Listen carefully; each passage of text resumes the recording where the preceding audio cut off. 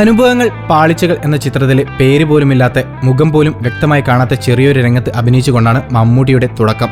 ബഹദൂറിന്റെ സ്വന്തം പേര് കഥാപാത്രമായുള്ള കുഞ്ഞാലിയുടെ കട തല്ലിപ്പൊളിക്കുമ്പോൾ ഓടിയെത്തി മിഠായി പെറുക്കുന്നതിൽ ഒരാൾ.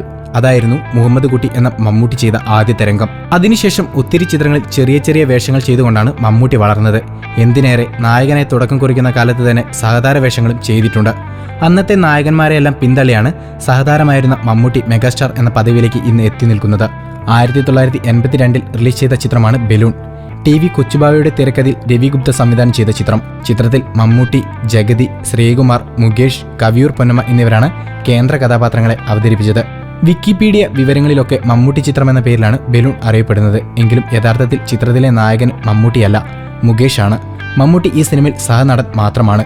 35 വർഷങ്ങൾക്ക് മുൻപ് പുറത്തിറങ്ങിയ ബലൂണാണ് മുകേഷിന്റെ ആദ്യ ചിത്രം. 82 ജനുവരി 8 സിനിമ റിലീസ് ചെയ്തത്. സായികുമാറിന്റെ സഹോദരി ശോഭാ മോഹനാണ് ചിത്രത്തിൽ മുകേഷിന്റെ നായികയായി എത്തിയത്.